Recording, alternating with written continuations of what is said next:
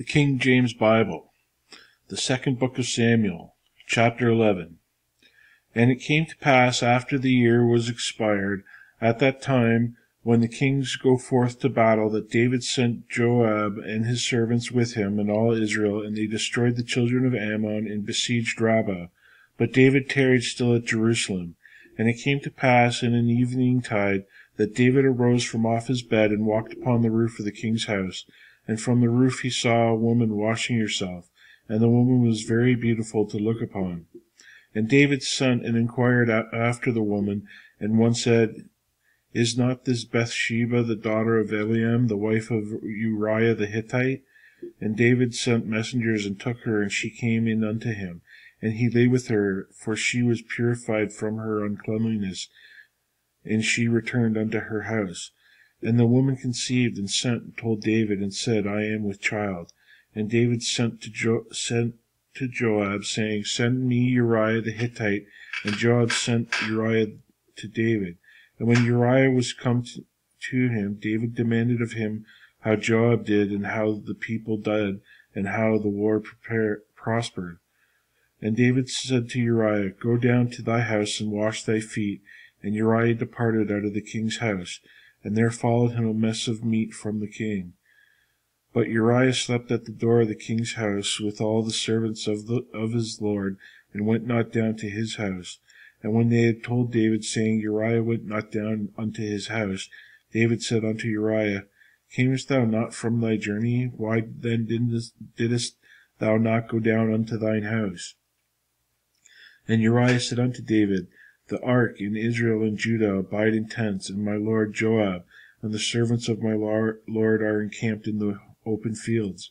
Shall I then go into mine house to eat and to drink, and to lie with my wife? As thou livest, and as thy soul liveth, I will do not this thing. And David said to Uriah, Tarry here today also, and tomorrow I will let thee depart.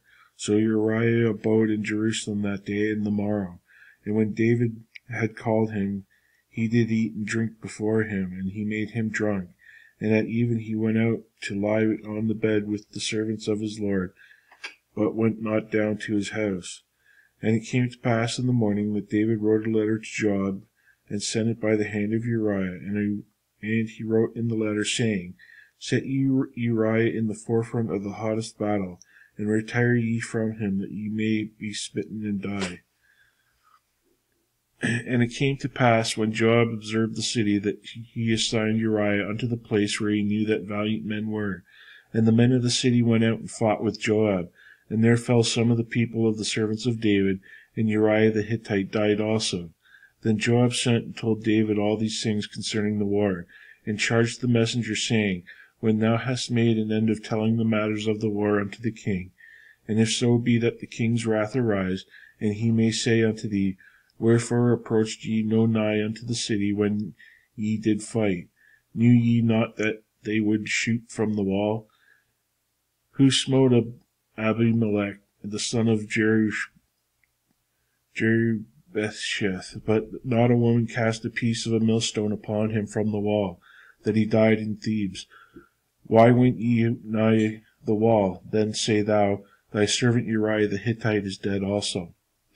So the messenger went and came and shewed David all that Joab had sent him for. And the messenger said unto David, Surely the men prevailed against us, and came out unto us into the field, and we were upon them even unto the entering of the gate.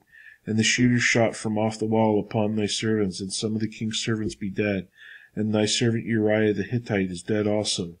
Then David said unto the messenger, Thus shalt thou say unto Joab, Let not this thing displease thee, for the sword devoureth one as well as another. Make thy battle more strong against the city, and overthrow it, and encourage thou him. And when the wife of Uriah heard that Uriah her husband was dead, she mourned for her husband.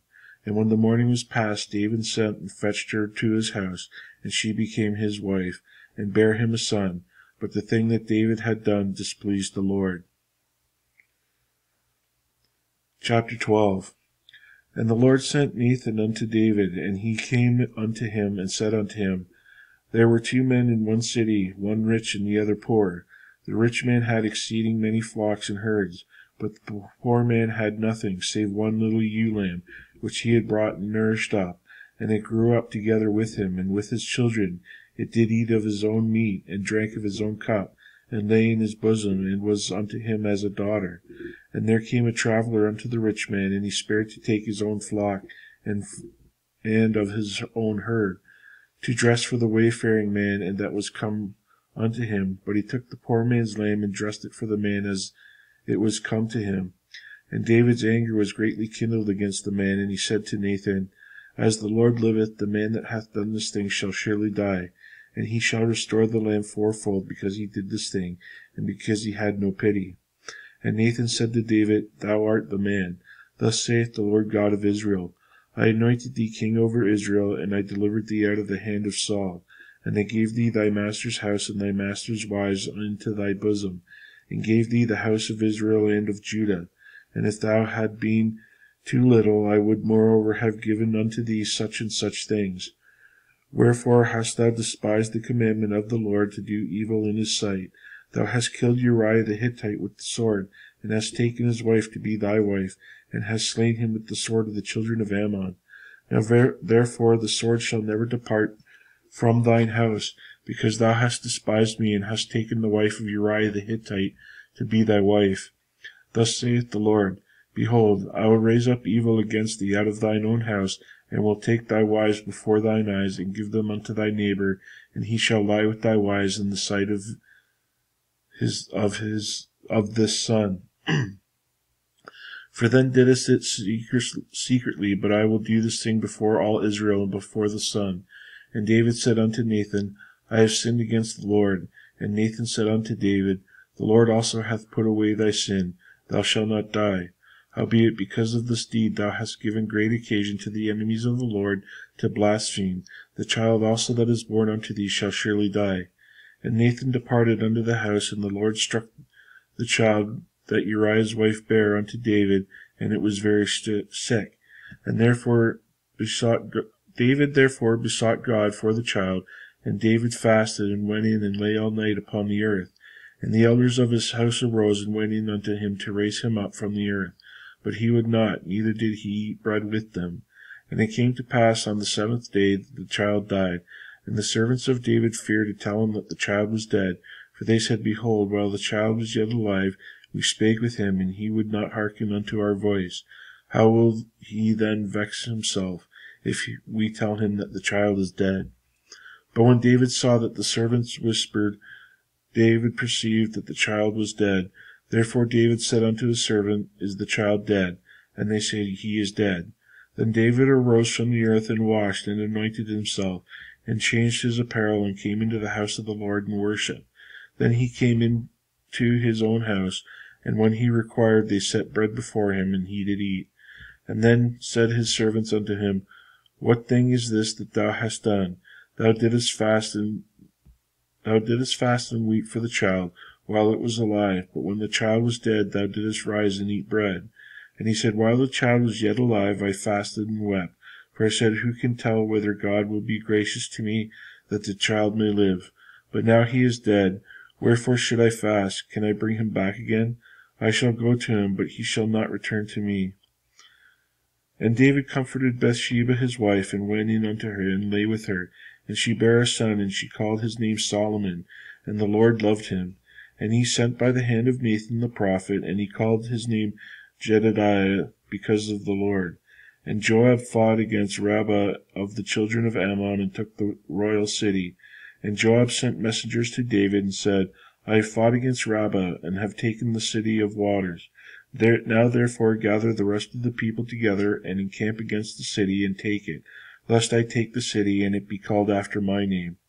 And David gathered all the people together, and went to Rabbah, and fought against it, and took it. And he took their king's crown from off his head, and the weight thereof was a talent of gold, with the precious stones, and it was set on David's head. And he brought forth the spoil of the city in great abundance.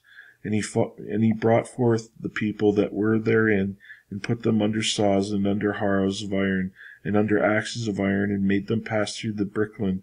And thus did he unto all the cities of the children of Ammon. So David and all the people returned unto Jerusalem.